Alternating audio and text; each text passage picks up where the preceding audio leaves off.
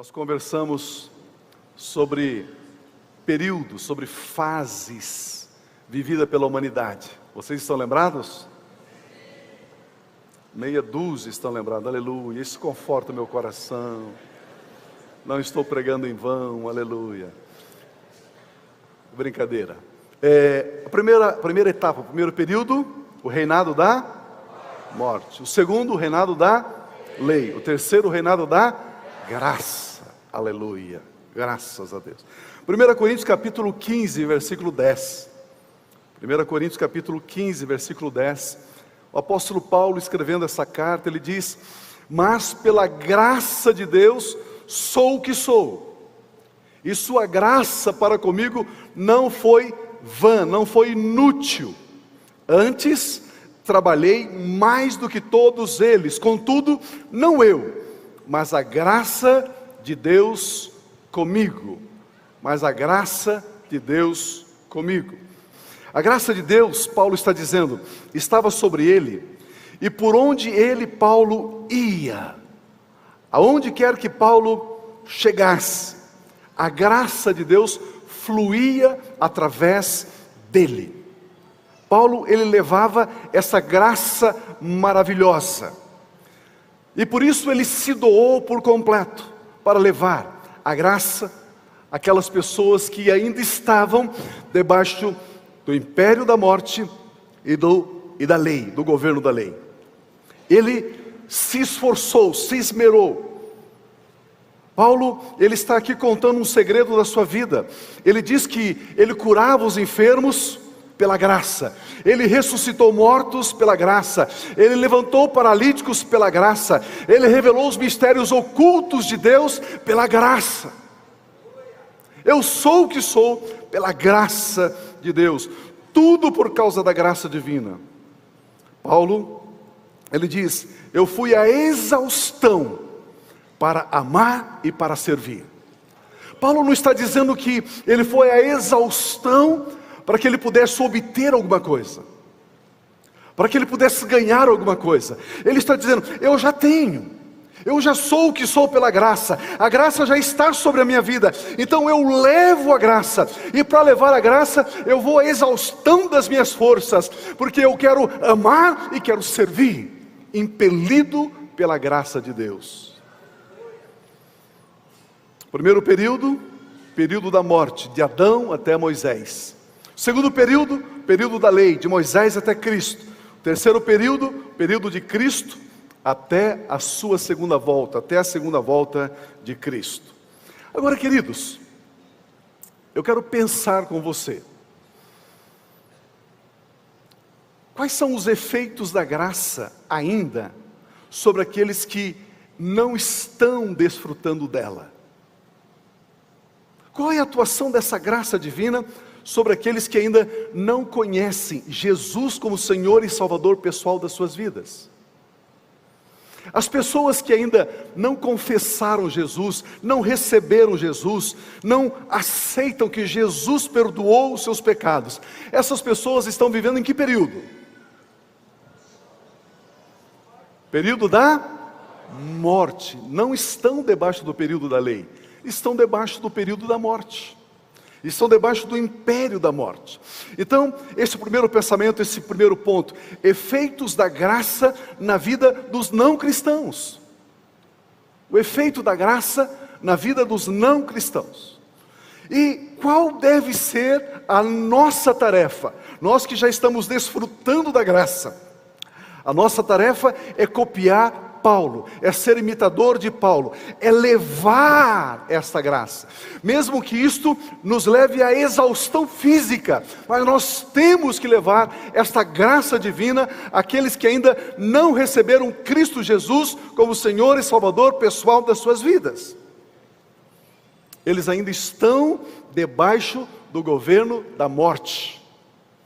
Por isso, queridos, você liga a televisão, qualquer uma delas, e aí você vê um menino de 15 anos, chegou numa panificadora, chegou numa farmácia, chegou num posto de gasolina, puxou um revólver, roubou algumas coisas, alguns trocados, e deu um tiro na cabeça de uma pessoa.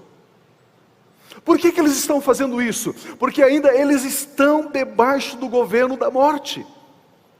Ainda eles estão matando, assaltando, vilipendiando, ainda eles estão destruindo, ainda eles estão se corrompendo, porque eles ainda estão debaixo do governo da morte.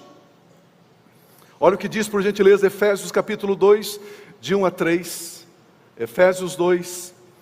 Vocês estavam mortos em suas transgressões e pecados. Eu e você, nós, estávamos, nos quais costumavam viver, quando seguiam a presente ordem deste mundo, príncipe do poder do ar, o espírito que agora está atuando nos que vivem na desobediência. Existe uma ordem, um principado, uma potestade, existe um governante aí.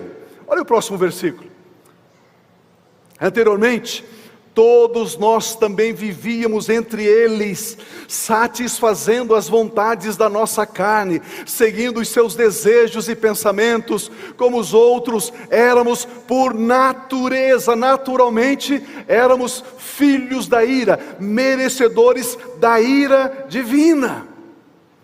Era ali que nós estávamos. Mas a graça nos alcançou, transportando a mim e a você, do império das trevas, do reinado da morte, para o reino, para o império de Cristo Jesus. Agora, eu e você temos essa tarefa, de ir aonde essas pessoas estão e informá-las. E dizer para elas, não é necessário sofrer mais, não é necessário continuar obedecendo o império das trevas, o império da morte. Você não precisa continuar matando, morrendo, você não precisa continuar bebendo, se drogando, se prostituindo, você não precisa estar debaixo desse jugo, dessa opressão. Não sofra mais. Eu e você temos a mensagem da salvação, nós temos as boas notícias, nós temos as boas novas, nós temos o Evangelho. Eu e você podemos chegar lá e dizer o seguinte: o tempo da sua liberdade já chegou, porque a Bíblia diz: se o Filho de Deus, Jesus, vos libertar, verdadeiramente sereis livres.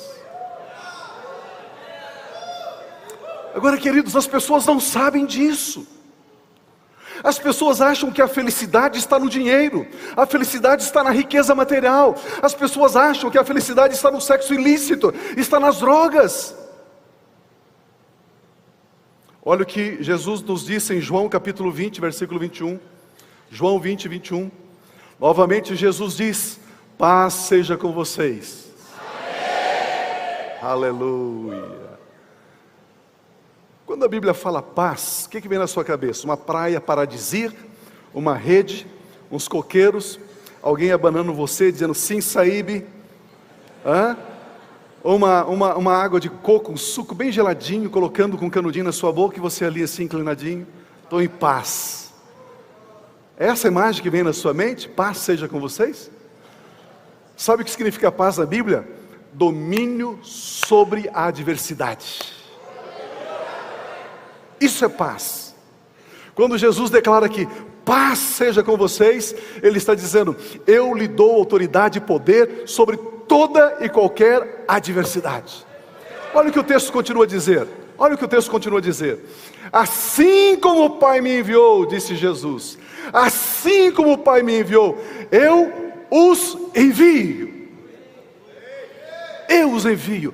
Eu e você somos um enviado de Cristo Jesus. Nós temos agora a tarefa de anunciar as boas novas. Nós fomos enviados por Jesus, para quê? Para dizer às pessoas: já esse período da morte, esse período das trevas, esse período já caducou, já o prazo de validade já venceu. Agora você precisa vir para Jesus. Queridos, quando você evangeliza alguém, você não está falando só da salvação da vida eterna, você está falando de uma vida abundante, uma vida feliz, uma vida alegre, uma vida prazerosa, uma vida vivida aqui na terra, em vitória. Por isso que nós temos que ir. Sabe por que Jesus nos enviou? Porque a solução para a humanidade não está na economia, a solução para a humanidade não está na educação, a solução para a humanidade não está na cultura, nos costumes, a solução não está na ideologia política, não importa o tipo de política que se introduz, a solução não está aí. Sabe por que Jesus nos enviou? Porque a solução para a humanidade está em transformar a velha natureza em nova natureza, sair de debaixo do império das trevas e vir para o reino de Cristo Jesus. Esta é a solução, e por isso Ele nos enviou, porque somente aqueles que estão em Cristo, somente estes são nova criação. Não importa quantas Ferraris você tem na sua garagem, se você não tem Jesus, você não tem paz, é um desgraçado, você é um infeliz, é um miserável. Aleluia. E as pessoas não sabem disso. As pessoas estão buscando vida numa fonte que não produz vida. Esta é a minha função, esta é a sua função, esta é a nossa responsabilidade. Jesus está dizendo: eu te envio. E Paulo diz: eu trabalhei mais que todos, eu fui à exaustão para poder amar e servir e dizer: existe solução para você. Essa é a nossa responsabilidade para com aqueles que ainda estão debaixo do governo, do reinado da morte. Olha por gentileza, 1 Coríntios, capítulo 9. 1 Coríntios 9, a partir do versículo 16. Olha esse texto, eu quero ler bem devagar. Contudo, quando prego o Evangelho, não posso me orgulhar, pois me é imposta a necessidade de pregar. Ai de mim se não pregar o Evangelho, porque se prego de livre vontade, tenho recompensa. Contudo, como prego por obrigação, estou simplesmente cumprindo uma incumbência a mim confiada. Qual é, pois, a minha recompensa?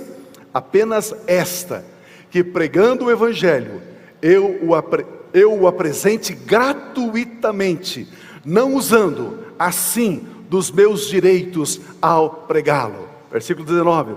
Porque embora seja livre de todos, fiz-me escravo de todos, para ganhar o maior número possível de pessoas. Tornei-me judeu para os judeus, a fim de ganhar os judeus.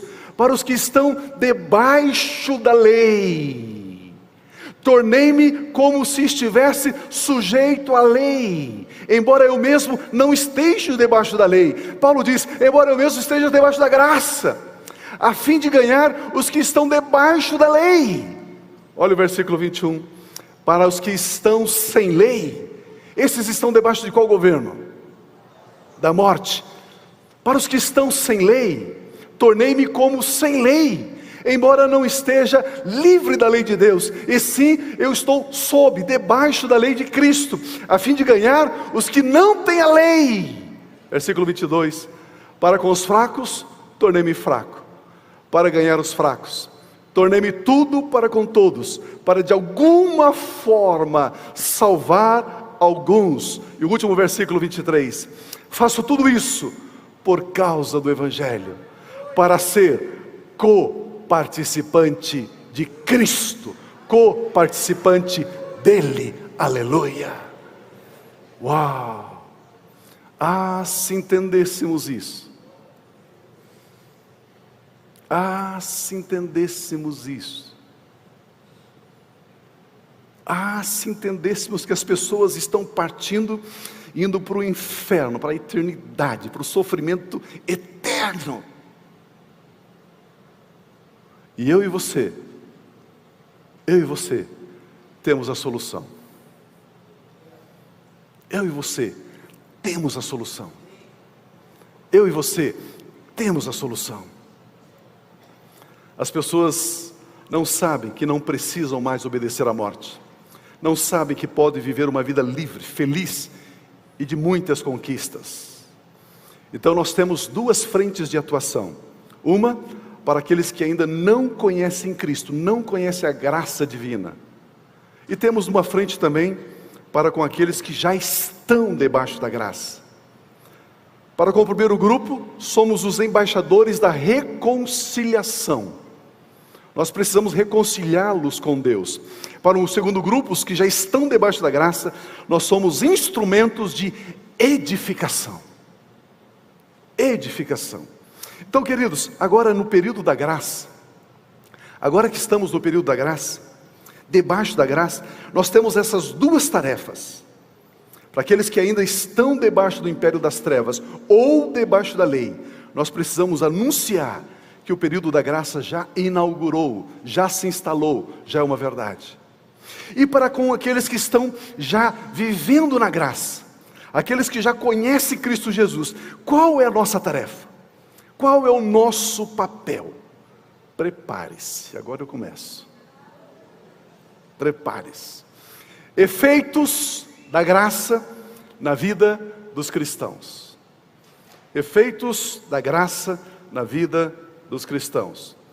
Agora que estamos debaixo dessa graça maravilhosa, a Bíblia diz que devemos viver com algumas características, com alguns comportamentos, com alguns estilos de condutas. Por exemplo, Efésios capítulo 5, versículo 8. Efésios 5, 8. Porque outrora vocês eram trevas, mas agora são luz no Senhor. Vivam como filhos da luz. O que Deus espera de mim e de você? Que vivamos como filhos da luz. Andar como filhos da luz. Andar como filhos da luz significa se comportar como filhos da luz, ter decisões, atitudes. Por que devemos andar como filhos da luz? Porque Deus é luz, e somos nós, eu e você, quem levamos Deus, quem refletimos Deus, quem demonstramos Deus. Queridos, eu e você somos como um display. Sabe o que é display? Quando coloca lá no balcão de uma panificadora, de uma farmácia, alguns produtos naquele display, ok? Naquele lugar de demonstração. Eu e você somos o display de Deus. As pessoas, sabe como que elas vão achar Deus? Achando você. É assim que funciona. As pessoas acham Deus encontrando a mim e a você. Por isso que Jesus Cristo diz: eu vos envio ao mundo como ovelhas no meio de lobos. Queridos, qual gestor, qual administrador de boa consciência vai pegar ovelhas e colocar no meio de lobo? Quem que faz isso? É lógico isso? Faz sentido isso? Pegar as ovelhas e colocar no meio de lobos? O que os lobos vão fazer com as ovelhas? Destroçar, matar, churrasquear as ovelhas. Não é verdade? Não é verdade? Só que aqui tem um segredo. Aqui tem um segredo. Ele diz: eu vos envio como ovelhas no meio de lobos. Só que eu sou o bom pastor. Eu sou o bom pastor. Aleluia! Isso significa que enquanto você for ovelha, Ele é pastor. A hora que você fizer assim, Ele não te conhece. A hora que você tentar pleitear a sua causa, fazer do seu jeito, impor a sua opinião, julgar as pessoas, condenar as pessoas, Ele diz: não te conheço, não sei quem você é.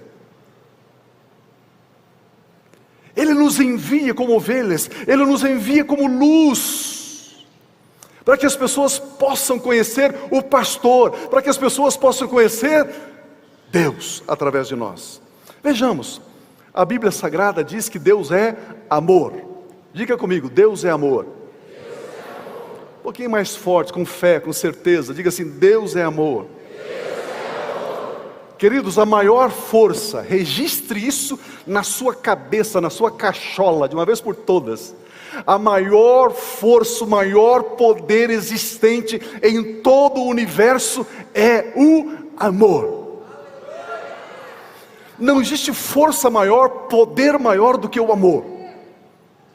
Saiba disso, não existe nada mais poderoso do que o amor. Deus é amor. Olha o que está escrito em Romanos capítulo 5, versículo 5. Romanos 5, 5. E a esperança não nos decepciona, porque Deus derramou seu amor em nossos corações. O maior poder existente no universo, chamado amor, Ele já derramou no seu coração, por meio do Espírito Santo que Ele concedeu a você. Já está no seu coração, derramado, depositado, doado, ofertado, dado por Deus, o maior poder existente no cosmos. Junto com o Dunamis, junto com o Espírito Santo, está aí o amor de Deus derramado em seu coração. Ele já foi derramado. Este amor já habita em cada um de nós. Por isso é natural você amar. Aleluia. Por isso é natural, é espontâneo você amar. Assim como é natural para o gatinho miar, porque ele é gato. Assim como está na natureza do cachorro latir, está na natureza do cristão amar. É natural amarmos. Glória a Deus. Aleluia. O amor de Deus já foi derramado em nossos corações. Não na nossa mente, não na nossa razão, mas no nosso espírito. O espírito já está pronto, já está cheio de amor, está transbordando de amor. Alguém certa feita me fez uma pergunta: Pio, Jesus elevou as nossas dores e as nossas enfermidades? Eu disse: já. Ele disse: por que ainda nós cristãos sofremos de dores, enfermidades e doenças? Não é uma pergunta muito pertinente? Hã? Ele já levou as nossas dores, as nossas enfermidades. E por que ainda nós carregamos aquilo que Ele já levou? 1 Coríntios capítulo 6, versículo 15. Vocês não sabem que os seus corpos, diga-se o meu corpo, é membro de Cristo. Vocês não sabem que os seus corpos são membros de Cristo? Só essa primeira parte. Você não sabe disso, que o seu corpo é membro de Cristo? Diga: eu sei que o meu corpo é membro do corpo de Cristo. Nós somos membros do corpo de Cristo. Nós estamos conectados com o corpo de Cristo. O nosso corpo físico está unido como membro ao corpo de Cristo. O corpo de Cristo está ligado a Ele, Cristo que é o cabeça. Queridos, isso aqui é um grande mistério. Ouça bem isso. Rogo-vos, ouça isso por gentileza. Aqui nós temos um grande mistério revelado a nós. Se entendermos este mistério, a nossa vida muda, mas muda. Completamente. Efésios capítulo 1, 22 e 23. Deus colocou todas as coisas debaixo de seus pés. Dos pés de quem? De Jesus. Dos pés de Jesus. Só que quem são os pés de Jesus? Nós, a igreja. E o designou cabeça de todas as coisas para a igreja, que é o seu corpo. A igreja é corpo de Cristo. Eu e você somos membros do corpo. Eu e você somos membros do corpo. E o designou que é o seu corpo, a plenitude daquele que enche todas as coisas, em toda e qualquer circunstância. Eu e você somos membros do corpo de Cristo. Igreja Assembleia de Deus, Igreja Quadrangular, Igreja Batista, Igreja Metodista, as comunidades, nós somos membros do corpo de Cristo. Posso ouvir um amém? Jesus, Ele é o cabeça. E o texto diz que a igreja é quem completa Cristo.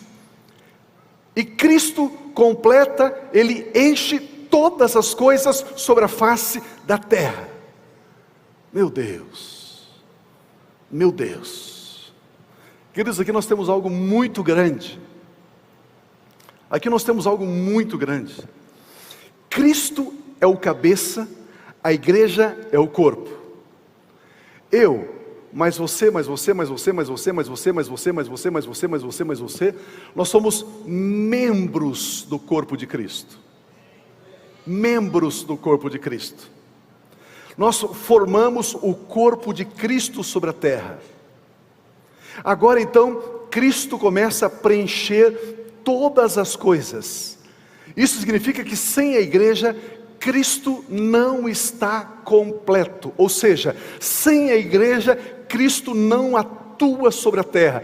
Cristo Jesus somente atua sobre a terra através da igreja. A igreja é a única agência legal sobre a terra através da qual Deus age hoje.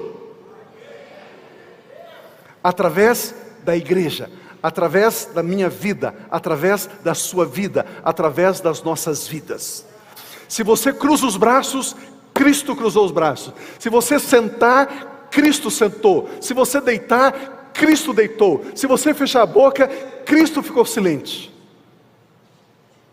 Se você se levantar, Cristo se levantou. Se você pregar, Cristo está pregando. Vocês não estão entendendo, né? Vocês não estão entendendo. Se você impor as mãos sobre os enfermos, Cristo está curando. Se você expulsar os demônios, Cristo está expulsando os demônios. Se você pregar, Cristo está pregando. Nós somos corpo de Cristo na terra. Meu Deus, se você louvar, Deus, aleluia, Jesus está louvando o Pai. Se você abraçar o seu irmão, Jesus está abraçando essa pessoa. Meu Deus, isso é muito grande. Queridos, isso significa que eu e você, nós somos a expressão da glória de Cristo. Nós somos a expressão do poder de Jesus. Nós somos a expressão da graça. Nós somos a expressão do reino. Sem nós, sem eu e você, Jesus não está completo. Ele não age, Ele não atua. Cada um de nós fazemos parte de um todo glorioso, de um todo poderoso sobre a face da terra. Aleluia! Se você soubesse quem você é. Se você soubesse quem você é. Se você soubesse quem você é. Se você soubesse quem você é. Se você soubesse quem você é.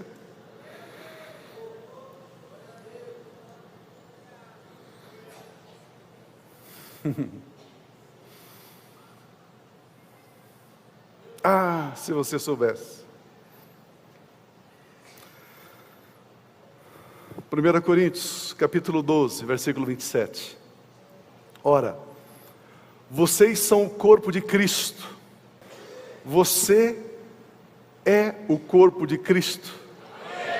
E cada um de vocês, individualmente, é membro deste corpo.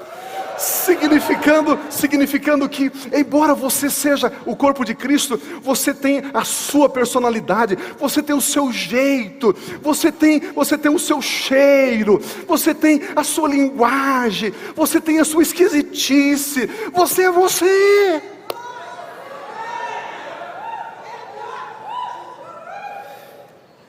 Individualmente, somos membros.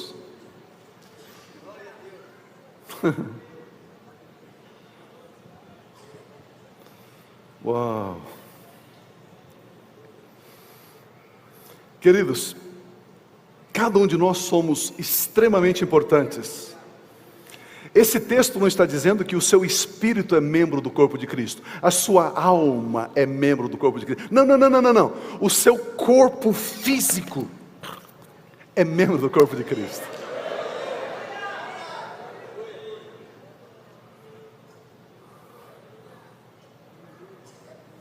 O seu corpo físico é membro do corpo de Cristo. Deixa eu avançar um pouquinho aqui. Na ceia, Jesus toma o pão e diz: este é o meu corpo. Este é meu corpo. Ele diz: este é meu corpo que é dado por vós.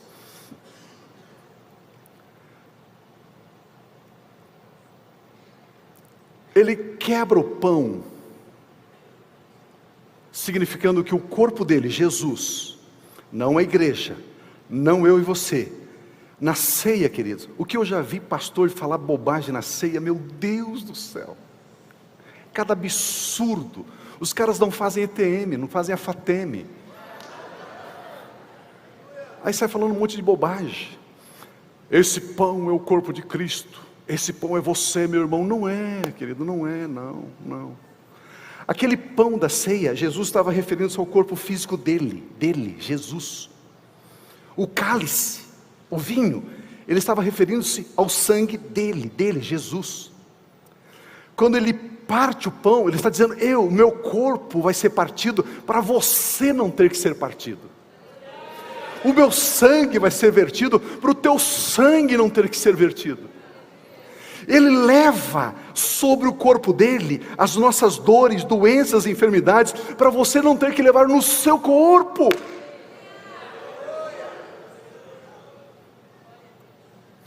Olha por gentileza, 1 Coríntios capítulo 11, 27 a 30. 1 Coríntios 11, 27. Portanto, todo aquele que comer o pão ou beber o cálice do Senhor indignamente, será culpado de pecar contra o corpo e o sangue do Senhor. Examine-se cada um a si mesmo, e então coma do pão e beba do cálice. Pois quem come e bebe sem discernir, diga comigo, discernir. Aquele que come e bebe sem discernir o corpo do Senhor, come e bebe para a sua própria condenação. Próximo. Por isso há entre vós muitos fracos e doentes, e vários que já dormem. Por que crente fica doente, Pio? Por isso.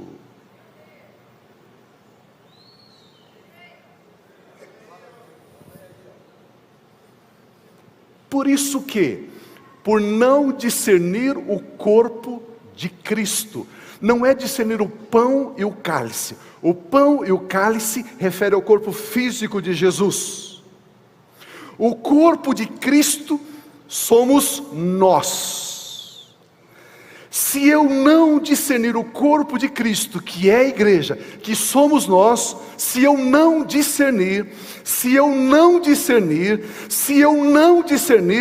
por isso eu fico doente, por isso eu fico fraco, incapaz, por isso eu morro.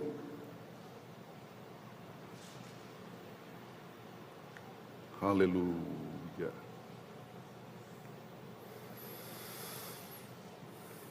Queridos, discernir aqui é reconhecer, é distinguir, é saber que meu irmão não é uma pessoa qualquer. Discernir aqui é saber, é reconhecer, é distinguir que meu irmão não é uma pessoa qualquer. Eu estou discernindo que meu irmão é membro do corpo de Cristo, que meu irmão é extensão de Cristo na terra, que o meu irmão é igual a Cristo. Se eu não discernir que você é a extensão do corpo de Cristo, se eu não distinguir isto, que você é corpo de Cristo, individualmente, membro do corpo de Cristo, se eu não distinguir isso, que somos membros uns dos outros, queridos, isso é muito importante, isso é um código que está sendo revelado para você hoje. O melhor lugar onde você poderia estar hoje é aqui. Então tire a sua cabeça da pizza. Acertei algum, é? O melhor lugar onde você poderia estar é aqui. Eu estou dando para você um código, um segredo. Um código, um segredo. Se você não discernir o corpo de Cristo, se você não discernir que o seu irmão, que a sua irmã, que a sua sogra inclusive, aleluia, é membro do corpo de Cristo, se você não discernir isso, você vai ficar doente, você vai enfraquecer, e você inclusive pode morrer, fisicamente morrer, ir para o cemitério. Sabia disso? Está escrito aqui. Queridos, quando eu amo o meu irmão, eu amo a Cristo. Quando eu falo mal do meu irmão, eu estou falando mal de Cristo.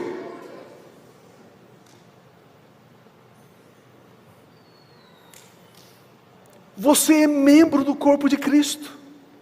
Você é a expressão de Cristo na terra. Qual é o meu papel em relação àqueles que ainda não estão debaixo da graça, que ainda não estão no reino de Deus, em relação àqueles que não estão ainda em Cristo? Levar a salvação para eles e trazê-los para o reino de Deus. E qual é o meu papel para aqueles que estão dentro da igreja? Eu preciso discernir e saber que você é membro do corpo de Cristo. Se eu não discernir isso, o versículo diz: por isso, esta é a razão, porque existem muitos doentes, muitos enfermos, muitos cristãos que estão debaixo da graça, padecem dores, padecem enfermidade. Por isso, porque você não discerne que o seu irmão, ele é a extensão de Cristo na terra. Quando eu não vejo você como membro do corpo de Cristo, de repente você é um dedo, o outro lá é uma orelha, outro lá é outra parte do corpo. Quando eu não entendo você como parte do corpo, como membro do corpo de Cristo, eu trago sobre a minha vida doenças, fraquezas e até mesmo a morte. Queridos, Deus está nos chamando para algo glorioso. Deus está nos chamando para um outro nível espiritual. Vocês têm percebido isso ou não? Vocês estão percebendo que Deus está levando a mim e a você para um outro nível espiritual? Queridos, por isso um dia eu decidi. Porque amar não é um sentimento, amar é uma decisão. Deixa eu repetir isso. Amar não é um sentimento, amar é uma decisão. Você decide amar. Você escolhe amar o seu irmão. Essa é uma resolução sua. Por isso eu decidi. Eu não fico mais magoado com os meus irmãos. Eu não fico.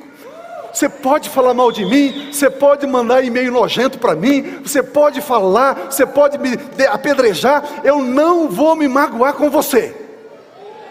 Eu decidi. Aleluia. Eu decidi que eu vou amar você. Eu vou amar você e pronto, eu vou amar você. Eu vou amar você. E você, e você, e você, e você, e você, e você, e você, e você, e você, e você.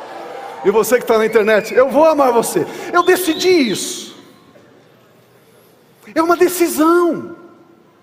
A Bíblia não está dizendo que eu tenho que amar o mau gênio do meu irmão, os erros do meu irmão, o comportamento horrível dele. Não, não, não, não. A Bíblia diz que eu tenho que amar o meu irmão.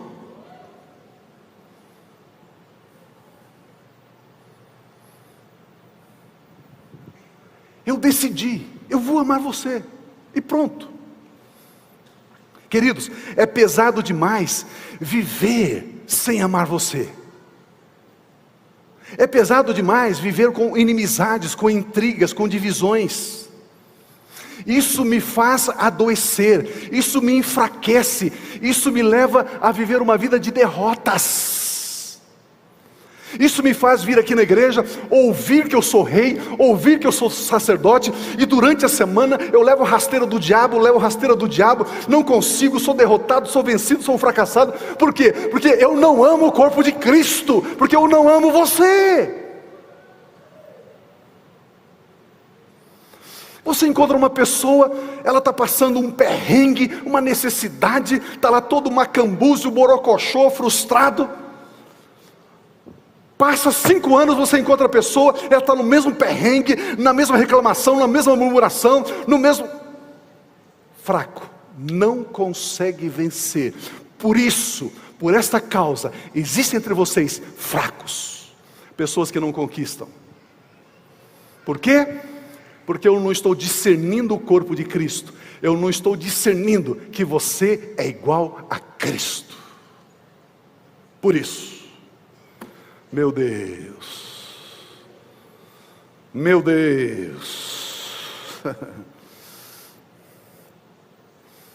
agora estamos vivendo no período da graça, precisamos aprender a desfrutar da totalidade desse período. Como? Amando cada membro do corpo de Cristo, amando cada pessoa que ainda não conhece a graça divina. Por isso que a Bíblia diz que quando eu amo o meu irmão, eu amo a Deus. Quando amamos a vida de Deus, ela enche as nossas vidas. A força de Cristo passa a ser a minha força, a mente de Cristo passa a ser a minha mente, o governo de Cristo passa a ser o meu governo, o poder de Cristo passa a ser o meu poder, porque eu sou membro do corpo de Cristo, eu sei que eu sou membro, eu sei que você é. Quando eu discerno isso, algo glorioso e poderoso ocorre.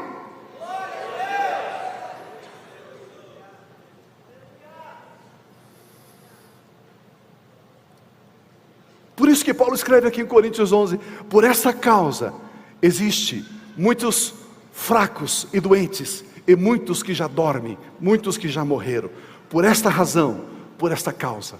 Pio, me diga uma coisa, todos os cristãos que estão enfermos, é porque não amam o seu irmão, não ama os membros do corpo de Cristo?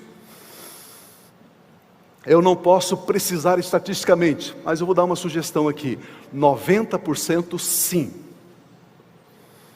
10% de cristãos enfermos, não necessariamente é porque não discerne o corpo, e não é porque não ama os membros. Existe uma outra razão, sabe qual? Cenas dos próximos capítulos. Por isso, meus queridos, eu me recuso a não amar mais. É pesado demais não amar. O preço é muito alto não amar.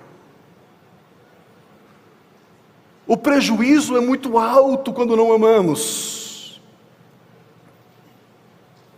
Vamos imaginar o seguinte: quantos de vocês têm uma criança de 7 anos, 8 anos, 9 anos, 10 anos, filho ou neto ou sobrinho, alguma coisa assim? Quantos de vocês têm? Muitos de vocês têm.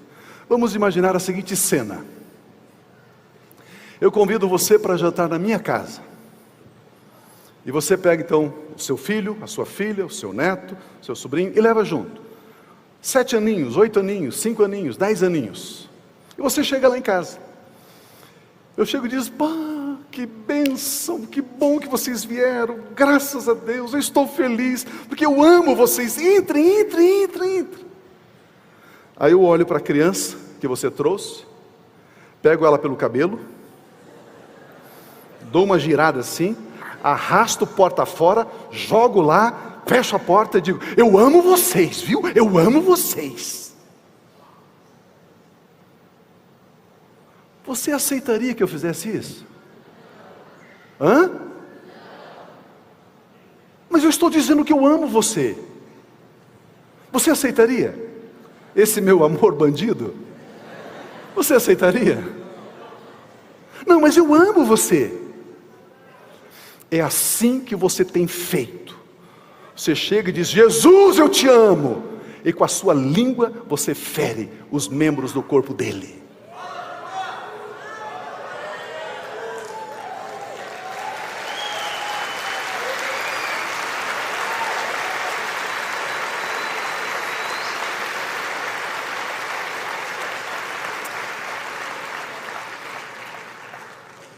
Aleluia.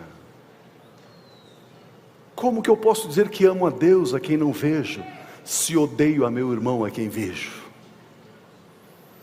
Não amemos de palavras ou de língua, está lá em 1 João, mas amemos de verdade. Olha por gentileza, Gálatas capítulo 5, versículo 14, Gálatas 5, 14, olha o que diz esse texto aqui.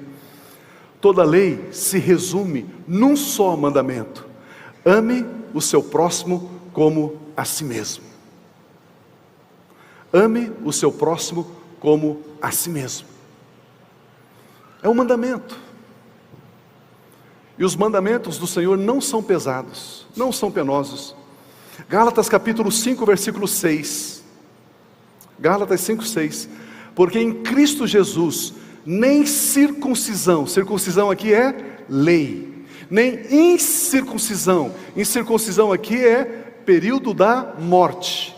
Porque em Cristo Jesus, na graça, nem circuncisão, nem incircuncisão tem valor, tem efeito algum, mas sim a fé que atua pelo amor.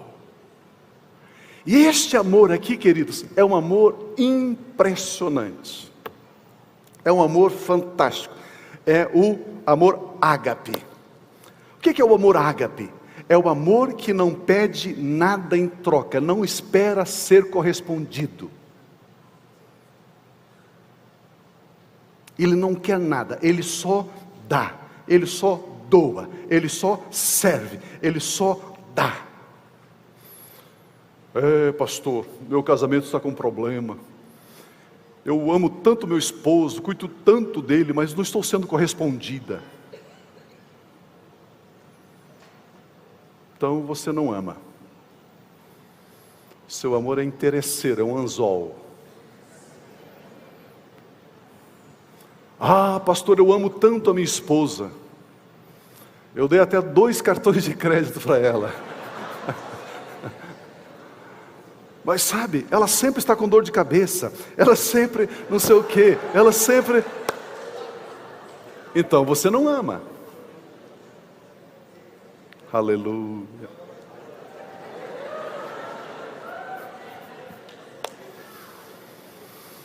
Queridos, o amor ágape. Imagina você vai pescar. O Fernando antigamente gostava de pescar. Imagina você pega o anzol, tira aquela fisga que tem no anzol, sabe aquela fisguinha?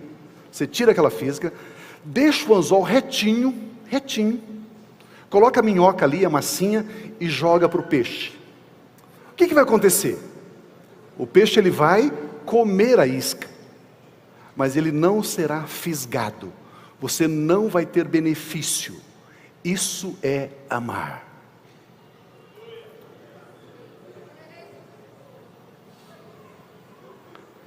Aleluia. Isso é amar. Servir. Dar. Se eu não estou discernindo o corpo, se eu não estou amando o corpo, eu sou fraco, doente e até morro. Se eu estou discernindo o corpo, se eu estou amando o corpo, eu sou forte, eu sou saudável e eu tenho vida abundante.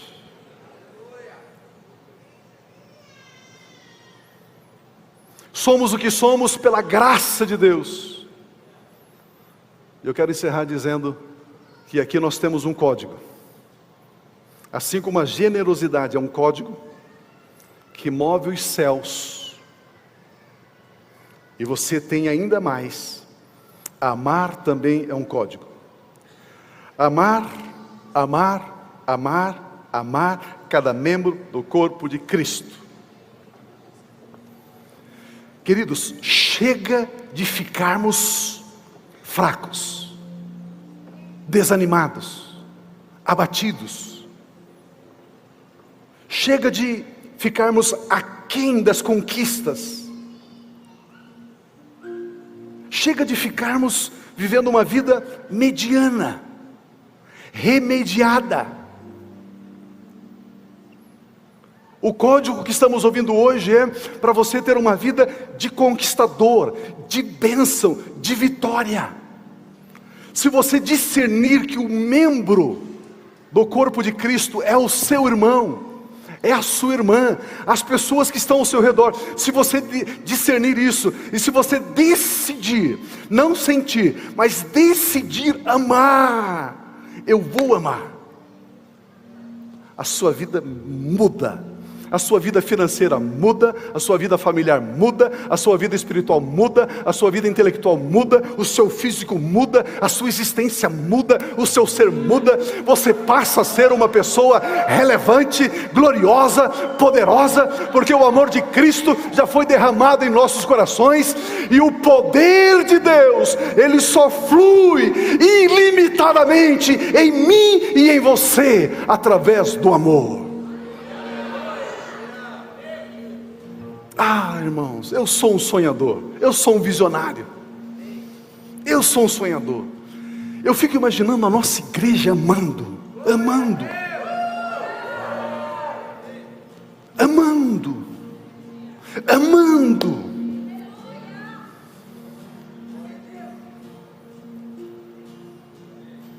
Servindo. O apóstolo Paulo disse: eu sou o que sou pela graça. E eu fui à exaustão para servir e para amar. Porque eu vou à exaustão por causa do cabeça, que é Cristo, o meu Senhor. Aleluia. Vamos ficar em pé? Vamos abençoar Jesus com um aplauso. Ele é digno.